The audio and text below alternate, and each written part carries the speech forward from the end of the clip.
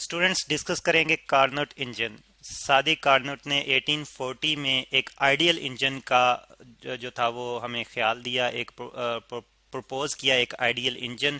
Actually एक इसने एक ऐसा रिवर्सिबल साइकिल जो था जिसको हम कार्नोट साइकिल कहते हैं, वो प्रपोज किया जिसकी बेस पर जो है वो आइडियल इंजन बन सकता है। और उसने कहा कि अगर हम ये प्रोसेस फॉलो करें तो हम जो है वो एक ऐसा इंजन बना सकते हैं जो कि हमें मैक्सिमम वर्क जो है मैकेनिकल वर्क दे सकता है, और जो इनपुट होगी हमारे पास वो इनपुट हीट एनर्जी की फॉर्म में होगी। यानी कि अगर हम कहें कि एक आइडियल इंजन जो है वो किस तरह का इंजन होगा, तो स्टूडेंट्स एक आइडियल इंजन एक ऐसा इंजन है जो कि हमें जो है वो सारी की सारी इनपुट जो है वो वर्क में कन्वर्ट करके दे, मैकेनिकल वर्क में, और किसी किस्म का भी लॉस ना हो या हमें किसी किस्म की भी हीट जो है वो इन्वायरमेंट में कोल्ड रेजरवायर को रिजेक्ट ना करनी पड़े। तो फिर इसी किस्म का आइडिया था कार्नोट का, सादी कार्नोट का, और उसने इसको एक साइकिल की फॉर्म में, एक रिवर्सिबल साइकिल की फॉर्म में जो था वो उसने डिफाइन किया इसको, कि अगर कोई भी इंजन जो है, उसने एक्चुअली कहा कि कोई भी इंजन जो है इस रिवर्सिबल साइकिल को फॉलो कर लेता है तो उसकी एफिशिएंसी या उसका वर्क डन जो है वो मैक्सिमम होगा। ठीक है, तो उस रिवर्सिबल साइकिल की हम बात करेंगे यहाँ पे सबसे पहले हम। तो वो रिवर्सिबल साइकिल जो है वो 4 स्टेप्स पे बेस करता है, और एक्चुअली इस रिवर्सिबल साइकिल को कार्नोट साइकिल कहते हैं। कार्नोट साइकिल को यहाँ पे सबसे पहले हम डिटेल में डिस्कस करते हैं, उसके बाद देखते हैं कि इंजन की एफिशिएंसी क्या हो सकती है इसी कार्नोट साइकिल को फॉलो करते हुए। कार्नोट साइकिल, अच्छा, इसके जैसे कि हमने बात की थी कि 4 स्टेप्स हैं, ये 4 स्टेप पे ये साइकिल बेस्ड है, और वो 4 स्टेप भी जो है एक्चुअली 2 प्रोसेसेस को फॉलो करते हैं। ठीक है, उनमें एक प्रोसेस आइसोथर्मल प्रोसेस है जिसमें सिस्टम का टेम्परेचर जो है वो कांस्टेंट रहता है, इसका मतलब यह है कि उसकी इंटरनल एनर्जी में कोई चेंज नहीं आता। और दूसरा प्रोसेस जो है वो एडियाबेटिक प्रोसेस है, और एडियाबेटिक प्रोसेस में सिस्टम को हम कोई हीट ना तो दे सकते हैं ना सिस्टम से कोई हीट ले सकते हैं। इसका मतलब यह है कि तब सिस्टम की इंटरनल एनर्जी में चेंज लाजमी आएगा अगर हम उस पर वर्क डन करें या सिस्टम खुद से वर्क डन करे।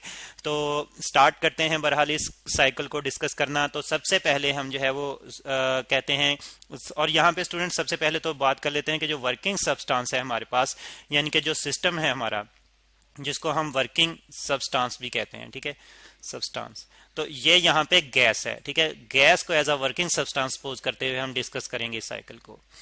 गैस सिस्टम यानी कि हमारा गैस है, तो एक गैस है जिसको हम एक्सपेंड करते हैं आइसोथर्मली। ठीक है, यहाँ पे लिख लेते हैं कि आइसोथर्मल एक्सपेंशन। फर्स्ट स्टेप में, साइकिल के फर्स्ट स्टेप में हम आइसोथर्मल एक्सपेंशन करते हैं, आइसोथर्मल एक्सपेंशन। अब आइसोथर्मल एक्सपेंशन से क्या मुराद है, इसका मतलब ये है कि हीट सिस्टम को हम अलाउ कर रहे हैं कि उसका टेम्परेचर जो है वो कांस्टेंट रहे, और जो हमने हीट एनर्जी प्रोवाइड की है इसको हम इस तरह से रिप्रेजेंट कर सकते हैं कि हमारे पास जो है यहाँ पे एक सिलेंडर है, और सिलेंडर जो है में एक मूवेबल पिस्टन भी है। ठीक है, और इसके अंदर जो है वो गैस फील्ड है। ठीक है, यहाँ पे गैस फील्ड है, और ये मूवेबल पिस्टन जो है इस पे गैस जो है प्रेशर अप्लाई करती है। और क्यों प्रेशर अप्लाई करती है, हमने एक हीट एनर्जी जो है वो एक हॉट रेजरवायर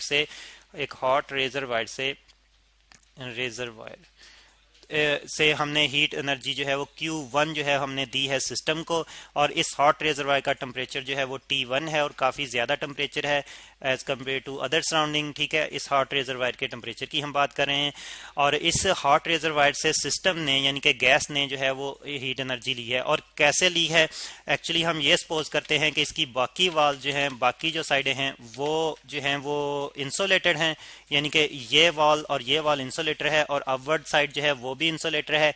सिर्फ इसका जो बॉटम जो बेस है वो कनेक्टिंग है।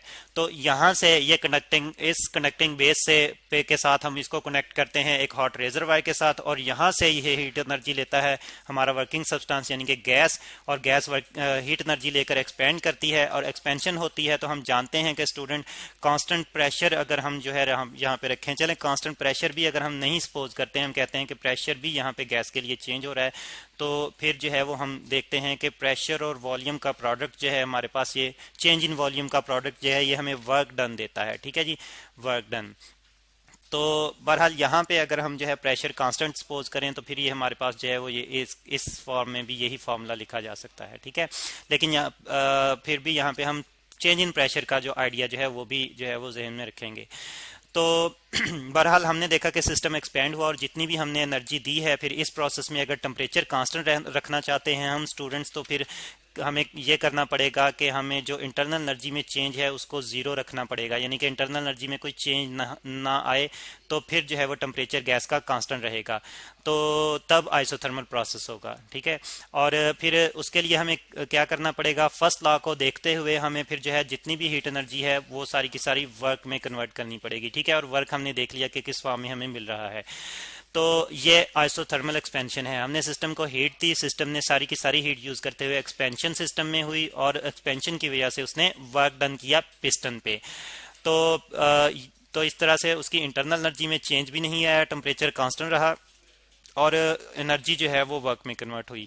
अच्छा, अब इसके बाद हम क्या करते हैं, सेकंड स्टेप की बात करते हैं। सेकंड स्टेप में स्टूडेंट्स हम ये करते हैं कि सिस्टम को एडियाबेटिकली जो है वो एक्सपेंड करते हैं। पहले हमने आइसोथर्मली जो था उसको अलाउ किया कि वो एक्सपेंड करे, अब एडियाबेटिकली एक्सपेंशन करते हैं।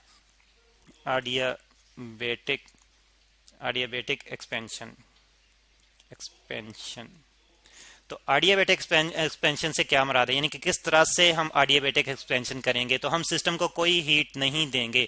अब दोबारा से यहाँ पे हम जो है वो वही अपना जो हमारे पास पिस्टन सिलेंडर सिस्टम था जिसमें गैस फिल्ड थी वो ले लेते हैं। ठीक है, और फिर हमने कहा कि ये जो है वो ये पहले एक्सपेंड हो चुका है, किसी एक जो है वो लेवल तक एक्सपेंशन हो चुकी है गैस मॉलिक्यूल्स की, और वॉल्यूम बढ़ चुका है यहाँ पे। ठीक है, और प्रेशर रिड्यूस हो चुका है। ठीक है, और वर्क डन हो चुका है, और हमने हॉट रेजर वायर से जो था वो हीट दी थी। लेकिन अब हॉट रेजर वायर से हम सिस्टम को अलग कर देते हैं, हॉट रेजर वायर।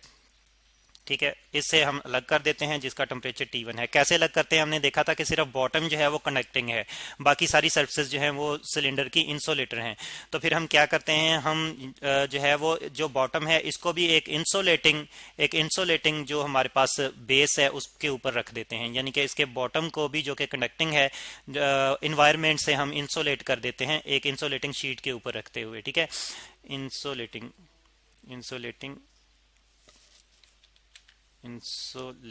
शीट। ठीक है, तो इस तरह से फिर इस तरफ से भी कोई सिस्टम में कोई भी जो है वो एनर्जी इन नहीं हो पाएगी, इंटर नहीं होगी, ना ही जो है वो एनर्जी लीव आउट हो सकेगी।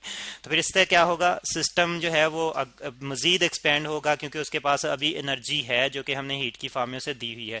तो सिस्टम अगर मजीद एक्सपेंड होता है तो फिर अपनी ही इंटरनल एनर्जी, यहाँ पे हम देखते हैं कि कोई एक्सटर्नल हीट जो है हमने प्रोवाइड नहीं की, तो Q 0 है और सिस्टम फिर अपनी ही internal energy according to first law जो है वो यूज करेगा और एक्सपेंड होगा, यानी कि उसकी इंटरनल एनर्जी, यहाँ पे नेगेटिव साइन हम साथ डालेंगे जो कि रिप्रेजेंट करेगा कि उसकी इंटरनल एनर्जी में कमी आएगी और वो अपनी इंटरनल एनर्जी यूज करते हुए वर्क डन करेगा, यानी कि एक्सपेंड होगा। तो ये एडियाबेटिक एक्सपेंशन है। एडियाबेटिक एक्सपेंशन जो है इसमें हम सिस्टम को कोई हीट प्रोवाइड नहीं करते, उसको सराउंडिंग से इंसुलेट कर देते हैं और इस तरह से ना तो कोई हीट उसमें इंटर हो सकती है ना उससे निकल सकती है, और फिर वो अपनी ही एनर्जी इस्तेमाल करते हुए जो कि इंटरनल एनर्जी है वर्क डन करता है। ठीक है, यानी कि एक्सपेंड होता है जिसकी फॉर्म में जिससे हमारे पास जो है उसमें वर्क डन आता है। अब इससे हमें यह पता चलता है कि उसका टेम्परेचर, क्योंकि इसका टेम्परेचर भी जो है वो उतना ही होगा, यानी कि सिस्टम का टेम्परेचर भी एक दफ़ा उतना ही हो गया था जितना कि हॉट रेजर वायर का था, क्योंकि इसने हॉट रेजर वायर से एनर्जी Q1 ली थी।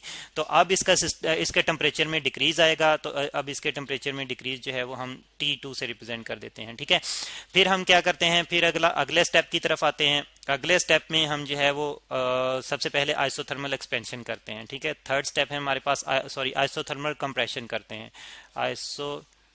थर्मल कंप्रेशन यानी कि हम कंप्रेस करेंगे गैस को। अब गैस को कंप्रेस करेंगे। गैस को जब कंप्रेस करेंगे स्टूडेंट्स, यहाँ पे दोबारा से वही सिस्टम बना लेते हैं, और यहाँ पे हमने कहा था कि बॉटम जो है ये कंडक्टिंग है हमारे पास और यहाँ पे मॉलिक्यूल्स हैं हमारे पास, और फिर ये पिस्टन सिस्टम है, और जो कि अब हम जो है उस पर प्रेशर अप्लाई करते हुए कंप्रेस कर ले हैं। वॉल्यूम डिक्रीज हो रहा है, वर्क डन जो है वो नेगेटिव में है।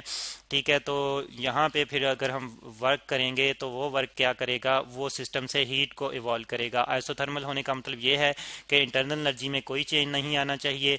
तो इंटरनल एनर्जी का में चेंज नहीं आए, यानी कि उसका टेम्परेचर जो है वो T2 जो है वो कांस्टेंट रहे, कांस्टेंट रहे तो जब हम उस पर वर्क करेंगे तो जाहिर बात है प्रेशर इंक्रीज होगा तो उसकी काइनेटिक एनर्जी इंक्रीज होगी, ही टेम्परेचर बढ़ना चाहेगा, लेकिन उसी टेम्परेचर को हम कम करेंगे कैसे? जो टेम्परेचर बढ़ा है और जो हीट प्रोड्यूस हुई है उसको हम बॉटम से जो है वो बाहर निकाल देंगे, ठीक है, बॉटम से इवॉल्व कर देंगे। और इसको किस तरफ निकालेंगे? तो इस हीट को एक्चुअली स्टूडेंट्स हम एक कोल्ड रेजरवायर को शिफ्ट करेंगे, ठीक है, एक ऐसा रेजरवायर जिसका टेम्परेचर जो है वो कम होगा, कोल्ड रेजरवायर, ठीक है। और इस कोल्ड रेजरवायर को जो है हम ये वाली हीट शिफ्ट करेंगे इस कंडक्टिंग बेस की तरफ से, ठीक है। तो फिर इस तरह से हम देखते हैं कि अब वर्क डन जो है ये एक्चुअली जो है उतना ही होगा जितनी हमने हीट जो है वो बाहर निकाल दी है, यानी कि हमने कंप्रेस किया था, कंप्रेशन की वजह से यहाँ पे हीट प्रोड्यूस हुई थी और वो हीट हमने निकाल दी, ठीक है। और तो इंटरनल एनर्जी कांस्टेंट रहेगी। तो ये स्टूडेंट्स थर्ड प्रोसेस है। और फिर जो फोर्थ प्रोसेस है और मजीद इसकी जो एक्सप्लेनेशन है वो हम नेक्स्ट लेक्चर में डिस्कस करेंगे।